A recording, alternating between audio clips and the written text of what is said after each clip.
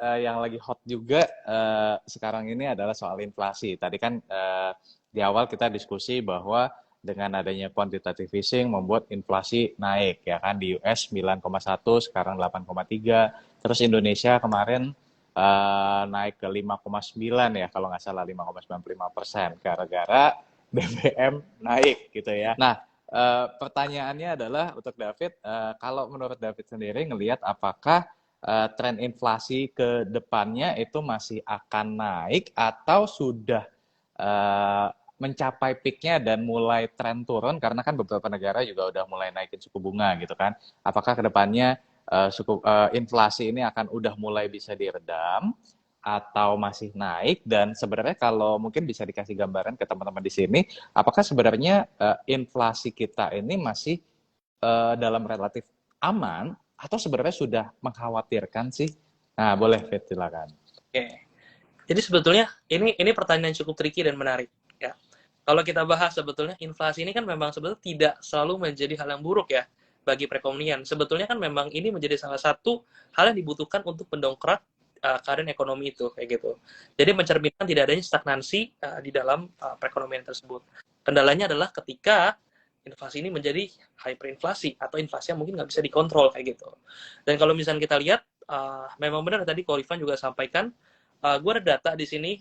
Jadi ketika adanya kenaikan di bulan Agustus dan September 2022, itu kalau kita break beberapa sektor, ada sektor cost of food, transport, housing, furnishing, food and restaurant, education and clothing.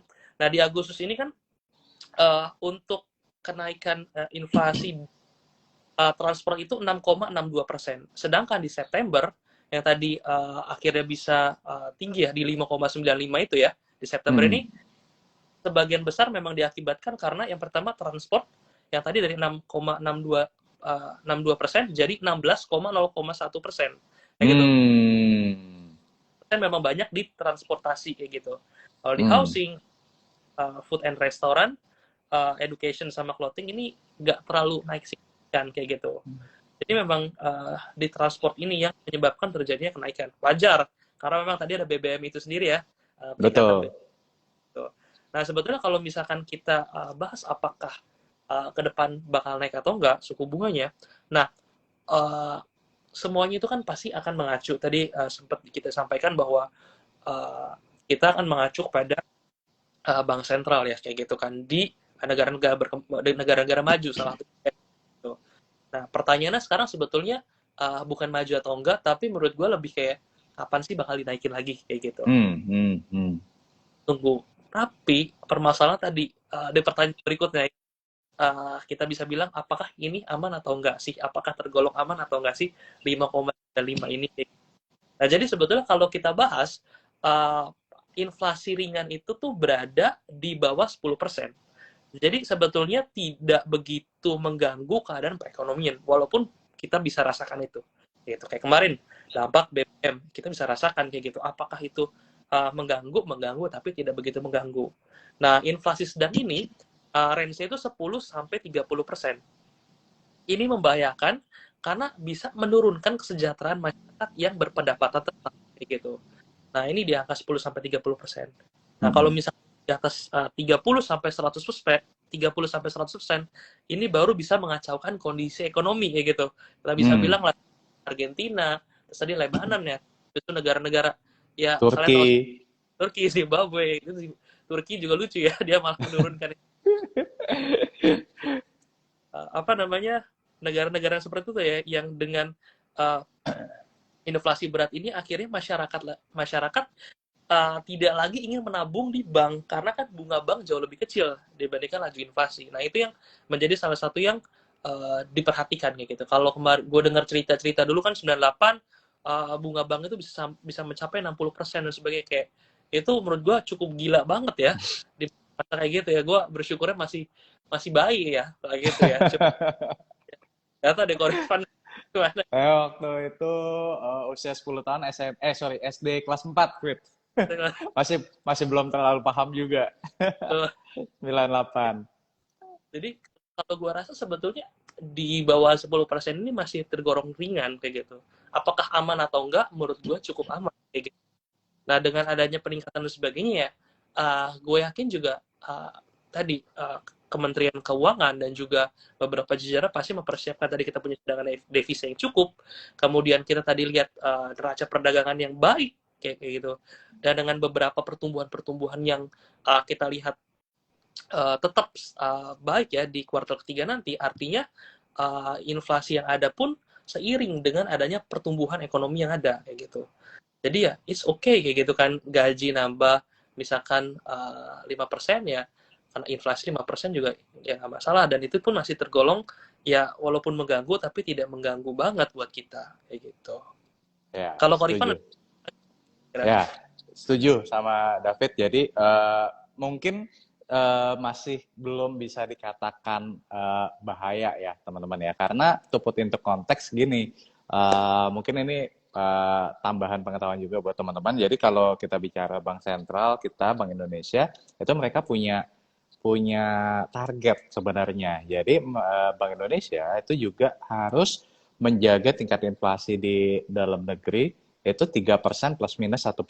Jadi artinya batas bawahnya 2%, batas atasnya 4%. Jadi kalau misalkan nih inflasinya kayak kemarin tahun 2020, 2021 kan inflasi sempat jatuh di bawah 2%, ya kan. Nah, gimana caranya nih supaya inflasi itu bisa yang tadinya di bawah 2% naik ke atas 2%. Ya kan? Nah, itu demikian pula sebaliknya kalau misalkan inflasi udah naik di atas 4%, gimana caranya nih supaya inflasi bisa turun ke di bawah 4% ya. Nah, jadi batas amannya itu kalau Bank Indonesia atau target dari Bank Indonesia itu adalah 2 sampai 4%. Nah, sekarang kan sudah ke 5,9% ya kan. Nah, tapi kalau kita breakdown lagi, sebenarnya itu lebih dikarenakan, tadi David sudah mention juga, itu dua hal nih teman-teman. Yang pertama adalah energi, dan yang kedua adalah food, ya food dan energi. Nah, jadi kalau food dan energi ini dikeluarkan dari perhitungan inflasi, sebenarnya kita itu masih ada di, kalau saya nggak salah terakhir itu di 3,5% ya, inflasi inflasi inti. Coba sebentar, inflasi inti kita itu ada di kisaran sekitar, nah ini dia nih, inflasi inti di, waduh, enggak, 3,04%. Nah ini ya, 3,04% per Agustus 2022. Nah, jadi di luar food dan energi, sebenarnya kita itu masih tergolong sehat. Nah, cuman kan problemnya sekarang ini food dan energi. Ya, food karena tadi kita sempat bahas soal harga gandum, ya kan, naik gila-gilaan. Tapi sekarang udah mulai turun lagi anyway. Harga, apalagi, harga energi, ya coal ke 400, ya kan. Batu bara, CPO sempat ke 7.000 ringgit Malaysia, sekarang 3.700. Jadi energi tadi yang membuat inflasi itu naik, teman-teman. Nah, jadi berbahaya atau enggak itu sebenarnya kita bisa lihat dari yang namanya inflasi intinya. Ya, inflasi inti itu adalah yang tidak terlalu volatile. Kalau food sama energi itu memang lebih volatile, teman-teman. Nah, jadi sekarang ini kalau dilihat by data, sebenarnya masih tergolong inflasi yang sehat di luar food dan energi. Nah, memang challenge-nya ke depan adalah gimana caranya ya supaya harga food dan harga energi bisa kembali normal. Ya, caranya misalkan ya dengan pastinya dengan memperbanyak supply-nya misalkan, ya kan, atau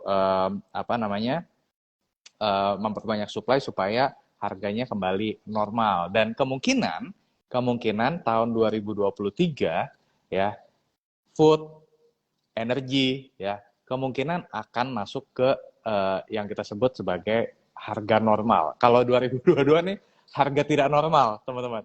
Belum pernah kejadian ya, belum pernah kejadian harga batu bara ke $400 itu belum pernah kejadian ya. Harga wheat ya sampai berapa sih kemarin tuh, itu belum pernah kejadian ya. Jadi tahun 2023 ya diperkirakan akan kembali ke level yang lebih normal karena tadi tuh ya supply udah diharapkan sudah semakin baik ya kan, ditambah lagi dengan permintaan yang diharapkan juga masih baik ya, jadi diharapkan akan kembali ke level yang lebih normal, teman-teman.